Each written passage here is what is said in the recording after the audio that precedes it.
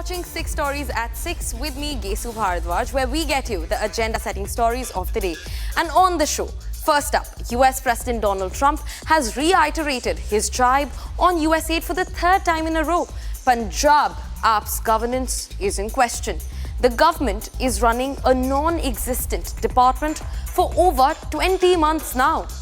Next up, farmer leaders are set to meet the government in Chandigarh today. Air India is in deep soup. Shivraj Singh Chauhan exposes the substandard services of the flight giant. Now, it's Prime Minister Modi's versus Chief Minister M.K. Stalin in Tamil Nadu over language wars. 6 Israeli hostages are set to be released in the final laps of the stage 1 of truce deal between Israel and Hamas. Tracking that and a lot more for you, but first, starting strong with our first story for the day. A day after the BJP labelled as fake and misleading some reports disputing Donald Trump's claim of USAID funding to influence election outcomes in India, the US President dropped a fresh bombshell. Trump said firm run by just 2 persons received millions in government funding under the previous US administrations. Dismissing the Indian fact-checking reports, the president segregated the USAID funds pledged for India and Bangladesh as separate. We get you this report for all the latest on the story. The fact-checkers have been fact-checked. A day after some reports cast aspersions on Donald Trump's claim on USAID funding to drive voter turnouts in India, the US President quoted figures to bust the narrative peddled by the fact-checkers. Refusing to back down from his claim, Trump said 21 million was sent under the previous US administration to drive voter turnouts in the last Lok Sabha election, while 29 million was separately pledged for Bangladesh. Well, why are we giving $21 million to India? They got a lot of money. They're one of the highest taxing countries in the world in terms of us. We can hardly get in there because their tariffs are so high. I have a lot of respect for India. I have a lot of respect for the Prime Minister. He just left, as you know, 2 days ago. But we're giving $21 million for voter turnout. It's voter turnout in India. What about, like, voter turnout here? Oh, we've done that, I guess. We did 500 million, didn't we? It's called the lockboxes. Wow, $21 million. I guess they were trying to get somebody else elected. Well, we ought to tell the Indian government, because when we hear that total breakthrough, $21 million for India elections, and $21 million for voter turnout in India. Why are we caring about India turnout? We got enough problems. We want our own turnout, don't we? Can you imagine all that money going to India? I wonder what they think when they get it. Now, it's a kickback scheme. You know, it's not like they get it and they spend. They kick it back to the people that send it, I would say, in many cases. Many of these cases, anytime you have no idea what we're talking about, that means there's a kickback, because nobody has any idea what's going on there. $29 million to strengthen the political landscape in Bangladesh. Nobody knows what they mean by political landscape. What does that mean? $21 million going to my friend, Prime Minister Modi in India, for voter turnout. We're giving $21 million for voter turnout in India. What about us? I want voter turnout too, Governor. $29 million to strengthen the political landscape in Bangladesh. Went to a firm that nobody ever heard of. Got $29 million. They got a check. Can you imagine you have a little firm, you get 10,000 here, 10,000 there. And then we get 29 million from the United States government. There are 2 people working in that firm. 2 people. I think they're very happy. They're very rich. They'll be on the cover of a very good business magazine pretty soon. A report in a prominent national daily earlier claimed that the 21 million allocated by USAID went into Bangladesh. Meanwhile, Trump's top cabinet colleague and Tesla CEO Elon Musk dropped a broad hint on another big bang move. In a post on his X handle, Musk, who heads the Department of Government Efficiency in the Trump 2.0 administration, said the dismantling of the USAID could be on the cards. Musk, in his post, quoted a federal judge as ruling that Trump and the Doge can now dismantle USAID. Meanwhile, outspoken BJP MP Nishikant Dubey took a swipe at the Congress and the anti-Modi ecosystem over Trump's latest statement. In a post on his X handle, the BJP MP said Trump's detailed statement on separate USAID funding for India and Bangladesh was bad news for the Congress and the Tukre gang, who thrived on American crumbs. The Congress earlier demanded a white paper on USAID funding in India while claiming that Maharashtra Chief Minister Devendra Fadnavis held talks with the agency for development funding. Earlier, Republic broke that the Ministry of Home Affairs is set to order a multi-agency probe into Trump's claim of kickbacks to alter the outcome of the last Lok Sabha elections. As the funding row gets bigger, raising a perfect political storm, it now remains to be seen if the multi-agency probe will unmask the recipients of USAID funds. Joining on the broadcast is Anil Trigunayat, who has served as the ambassador for India to the US. Sir, thank you for speaking to Republic. Your first reaction, third consecutive jibe by US President Donald Trump, who is saying that there was indeed a meddling in the Indian elections.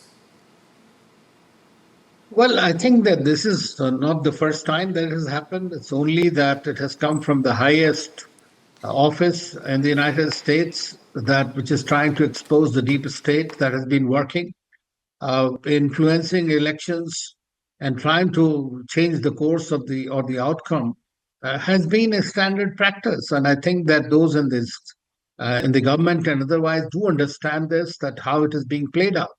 Unfortunately, they are very strong. And now the USAID, we have seen what happened in Bangladesh. We had a change of government very recently. So it is not something that it has not yielded results to them. But fortunately, in India, their project democracy has not succeeded because we are the largest democracy in the world. Our voter is conscious and understands the games that are being played out and selects the government, elects the government and the representatives that he wants. So it may have impacted to some extent by perhaps enriching the coffers of some of the parties or some of the NGOs. But at the same time, as far as India is concerned, I think that fortunately we have been on the right cusp, so there is no problem. But at the same time, this needs to be investigated. Right, sir. Sir, thank you for joining us on the broadcast. We really appreciate your time and your insights. In a huge embarrassment for the ruling Aam Aadmi Party in Punjab, sitting Minister Kuldeep Dhaliwal was found to be heading a department that does not even exist, only exists on paper. The Congress and the BJP pounced on Bhagwant Mann government even as it relieved Dhaliwal of charge of the non-existent Department of Administrative Reforms. Chief Minister Bhagwant Mann, meanwhile, deflected the blame to Congress, claiming that the department was created during the previous government. Take a look at this report. Yeah, this is the new badlav of the Aam Aadmi Party government. From last 3 years, they don't know that whether this department is existing or not. All of a sudden, 2 days back, they are saying that in cabinet they bring the notification that now this department don't exist. Even that Mr. Dhaliwal, the one who is a minister for this administration reforms, he himself don't know that whether I am a minister looking after the administration reforms or not. At least he should inform the government that being a minister, I have not conducted any meeting, or there is no secretary of that department, and still he is writing that I am a minister for administration reform. Who is doing all this shit? To be very honest, this administration, chief secretary, chief minister, that's why they always said that we will go for the new badlav. This is the new badlav. This is a shame.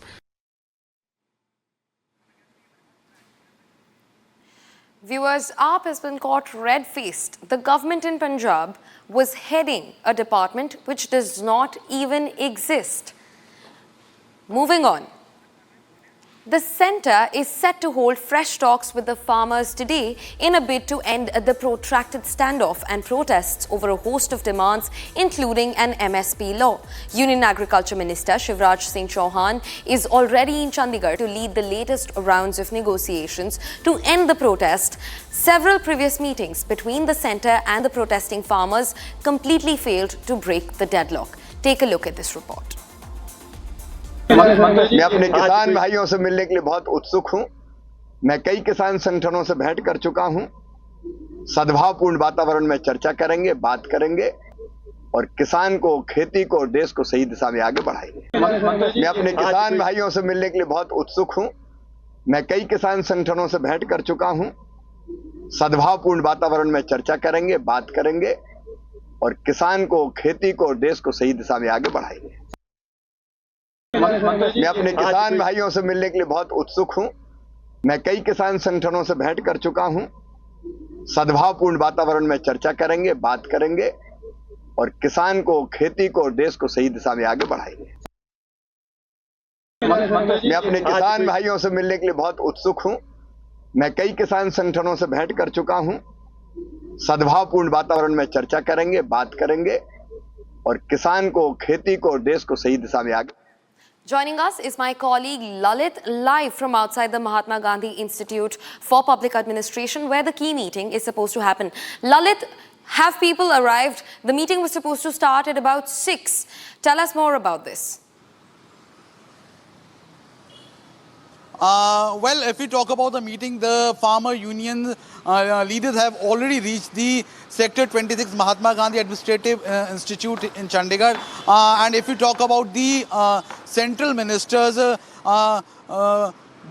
Agriculture Minister Shivraj Singh Chauhan, Prahlad Joshi have reached there in Sector 26. Now, Piyush Goyal, the union minister, is going to reach shortly, and after that, the meeting would be starting. There has been a deadlock between the farmer unions and with the centre from the past 1 year, and after 1 year now the second round of talks are going on between the centre and with the farmers. The first meeting was on 14th February of the second round of talks, and today is the second meeting. So in the first meeting there was a cordial atmosphere between the farmer union and the centre leaders. Back to the studio. Right. Thanks for getting us those updates. Lalit will continue tracking the story. But for now, viewers, shifting focus to another story that we're tracking on this show. Union Agriculture Minister Shivraj Singh Chauhan came out all guns blazing at Air India after being allotted a broken seat. Sharing his quote-unquote unpleasant experience, Shivraj said it was tantamount to cheating passengers. He said he had hoped the passenger experience on Air India flight had improved after its takeover by the Tata Group. The carrier, meanwhile, apologized to the union minister, saying that his experience does not reflect the service that the flight giant aspires to provide to its customers.